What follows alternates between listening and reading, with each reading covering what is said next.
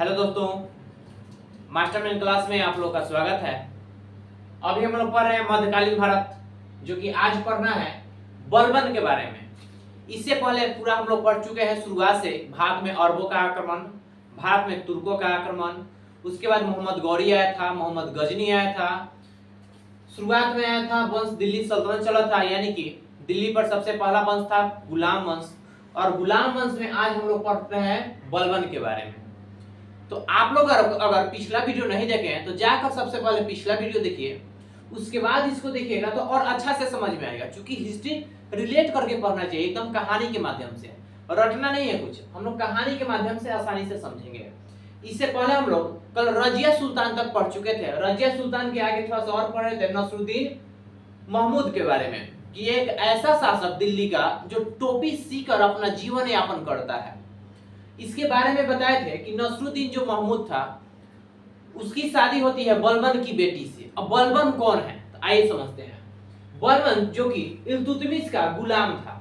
अब इसमें दिल्ली सल्तनत में बहुत सारे गुलाम थे, जैसे कि मोहम्मद गौरी का गुलाम था कुतुबुद्दीन ऐबक, कुतुबुद्दीन ऐबक का गुलाम था इल्तुतमिश, और इल्तुतमिश का गुलाम था बलबन।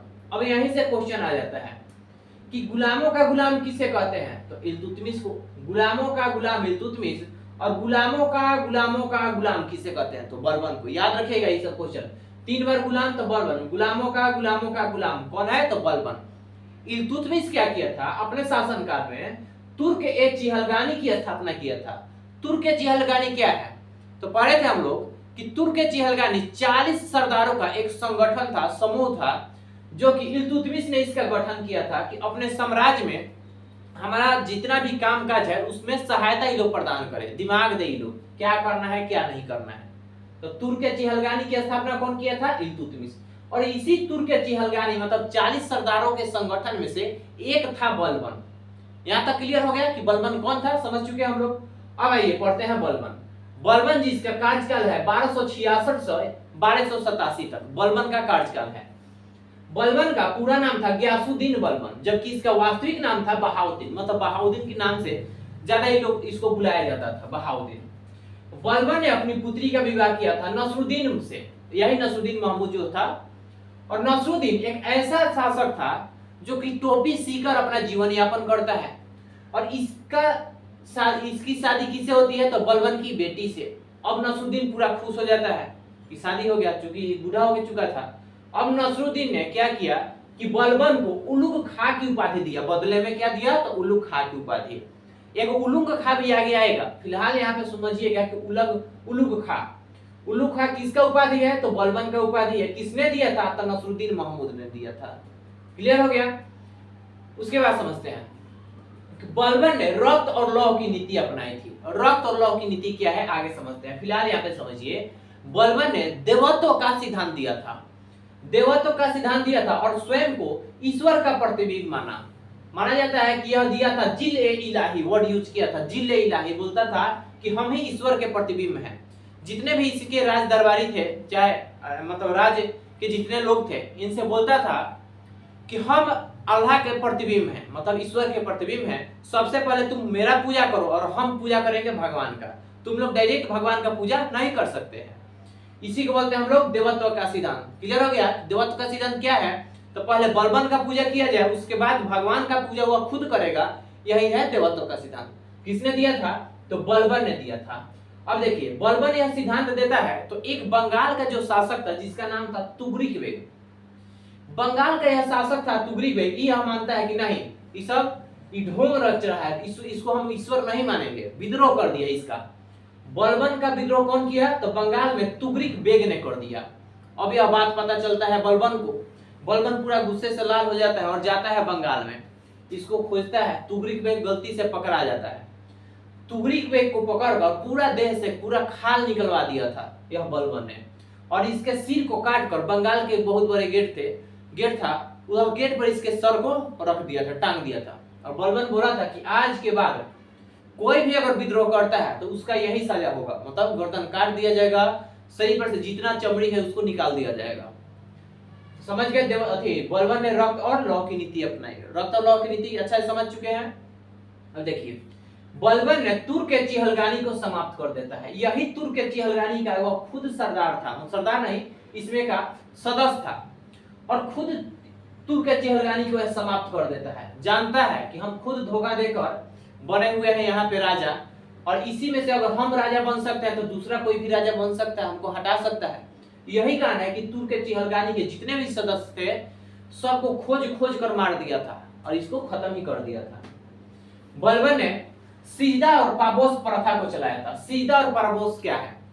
तो सीधा कहा जाता है झुककर सलाम करना, और पाबोस पैर को चूमना। तो सीधा और पाबोस किसने लागू किया था? तो बलबन। आगे अकबर में जब पढ़ेंगे हम लोग उसमें भी यह लागू किया था, सिजदा और पाबोस को। आगे देखिए, बलबन ने राज्याभिषेक अपना करवाया था लाल महल में। लाल महल जो कि दिल्ली में है, यह खुद बलबन बनवाया था लाल महल। इसी में अपना राज्याभिषेक करवाता है। और बलबन के दरबार में अमीर खुसरो और अमीर हसन रहते थे, जो कि एक कवि भी थे और बहुत बड़े विद्वान भी थे। तो याद रखिएगा, इसको क्वेश्चन आता है कि अमीर खुसरो किसके दरबारी थे? तो बलबन के दरबारी थे। बलबन ने एक सैन्य विभाग की स्थापना भी किया था जिसे दीवान अर्ज कहा जाता है, और इसके एक गुप्तचर विभाग भी था। और गुप्तचर विभाग जो था इसका प्रमुख जो था इसको बोला जाता वारिद। क्लियर हो गया? अब देखिए ये वाला स्लाइड याद रखिएगा, फिलहाल ये इधर समझते हैं। बलबन ने फारसी रीति रिवाज में एक नौरोज उत्सव स्टार्ट किया था। नौरोज उत्सव पूछा जाता है क्वेश्चन। नौरोज उत्सव जो था यह किसने स्टार्ट किया था? तो बलबन ने स्टार्ट किया था। बलबन बहुत ज्यादा क्रूर शासक था, बोल सकते हैं, बहुत ज्यादा मारकाट किया था। अब चूंकि इसका दुश्मन बहुत सारा लोग हो गया था, किसी को मारेगा तो इसको तो टिकाएगा लोग, जिसके कारण बलबन के यहाँ पे देखिएगा दो पुत्र थे। बलबन के दो पुत्र से एक का नाम था महमूद और दूसरे का नाम था बुंगरा खा। महमूद की हत्या पंजाब में कर देता है कुछ लोग। महमूद की हत्या हो जाता है कहाँ पे? पंजाब में। अब डर से जो छोटा वाला बेटा था इसका, जिसका नाम था बुंगरा खा, यह भाग कर चला जाता है, अपने बाप को छोड़ देता है और भाग कर यह बंगाल भाग जाता है कि मेरा भी कहीं हत्या ना हो जाए। अब बलबन लास्ट समय में चूंकि बूढ़ा हो चुका था, यहाँ आते आते बलबन सोचते सोचते लास्ट में मर जाता है। बलबन की मृत्यु हो जाती है 1287 में। अपने बेटे के याद में यह मर जाता है कि एक तो भाग गया और एक का हत्या हो गया। लास्ट समय में इसके पास कुछ नहीं बचा था और 1287 में इसकी मृत्यु हो जाती है। लेकिन बलबन का एक पौत्र था। बलबन का जो पौत्र था उसका नाम था कैकुबाद या कैखुसरोबाद। यही कैकुबाद या कैखुसरोबाद जिसका नाम है, इसने यूपी में एक किलोखरी महल बनवाया था। यूपी में किलोखरी महल, याद रखिएगा आगे आएगा किलोखरी महल से संबंधित खिलजी वंश में। फिलहाल ध्यान रखना है कि किलोखरी महल कहाँ पे है? तो यूपी में है। इसका निर्माण कौन करवाया था? तो कैकुबाद करवाया था। और कैकुबाद देखिएगा, कैकुबाद का एक बेटा था जिसका नाम था शमसुद्दीन कैमूर्स। शमसुद्दीन कैमूर्स जो कि गुलाम वंश का अंतिम शासक था। शमसुद्दीन कैमूर्स। शमसुद्दीन कैमूर्स छोटा बच्चा था। इस छोटे बच्चे की मृत्यु हो जाती है। मृत्यु किया था कौन? तो जलालुद्दीन फिरोज खिलजी, जो कि इसी का सेनापति है। देखता है कि ऊपर वाला कोई वंश बचा नहीं है, यह छोटा बच्चा लास्ट में बचता है। तो छोटे बच्चे को लास्ट रात में लुकाकर, मतलब छुप कर गर्दन काट देता है। कौन काट देता है? तो जलालुद्दीन फिरोज खिलजी। और यहीं से नए वंश का स्थापना करता है जिसका नाम होता है खिलजी वंश। तो समझ चुके हैं? अब आइए एक बार जो मेन क्वेश्चन है इसको रिपीट करते हैं कि किस टाइप से क्वेश्चन पूछा जाएगा। सबसे पहला क्वेश्चन यहाँ से समझते हैं कि मोहम्मद गौरी का गुलाम कौन था? तो कुतुबुद्दीन ऐबक। कुतुबुद्दीन ऐबक का गुलाम इल्तुतमिश, और इल्तुतमिश का गुलाम बलबन। गुलामों का गुलाम किसे कहते हैं? तो इल्तुतमिश को। और गुलामों का गुलाम किसे कहते हैं? तो बलबन को। तुर्क के चिहलगानी क्या था? तो 40 सरदारों का संगठन था। स्थापना किसने किया? तो इल्तुतमिश ने किया। बलबन का शासनकाल कब से कब तक? तो 1266 से 1287 तक। बलबन का पूरा नाम बताइए? तो गयासुद्दीन बलबन। और बलबन का वास्तविक नाम क्या है? तो बहाउद्दीन। उसके बाद दिल्ली सल्तनत का एकमात्र वैसा शासक बताइए जो टोपी सीकर अपना जीवन यापन करता है? तो उसका नाम था नसरुद्दीन महमूद। रक्त और लौ की नीति किसने अपनाया था? तो बलबन ने अपनाया था। देवत्व का सिद्धांत कौन दिया था? तो बलबन ने दिया था। उसके बाद जिल्ले इलाही अपने आप को कौन बोलता था, या ईश्वर का प्रतिबिंब अपने आप को कौन बोलता था? तो बलबन बोलता है। बलबन का विद्रोह किसने किया था? तो तुगरिक बेग ने किया था। तुगरिक बेग कहाँ का शासक था? तो यह बंगाल का शासक था। और इसको कौन मार देता है? तो बलबन मार देता है। बलबन ने तुर्क के चिहलगानी को समाप्त कर दिया। सीधा और पाबोस प्रथा किसने स्टार्ट किया था? तो बलबन ने। सीधा क्या है? तो झुककर सलाम करना। पाबोस क्या है? तो पैर को चूमना। आगे देखिए, बलबन का राज्याभिषेक कहाँ होता है? तो लाल महल। लाल महल कहाँ पे है? तो दिल्ली में है। लाल महल की स्थापना कौन किया था? तो बलबन किया था। बलबन के राज दरबारी कौन कौन थे? तो राज दरबारी में थे अमीर खुसरो और अमीर हसन। ऐसे तो बहुत थे, लेकिन यहाँ फेमस आदमी थे। सैन्य विभाग की स्थापना किया गया, जिसका क्या बोलते हैं? तो दीवाने अर्ज। आगे भी आएगा दीवाने अर्ज, जैसे खिलजी वंश में भी। गुप्तचर विभाग भी था, जिसके प्रमुख को क्या बोलते थे? तो वारिद बोलते थे। नौरोज उत्सव कौन शुरू किया था? तो बलबन शुरू किया था।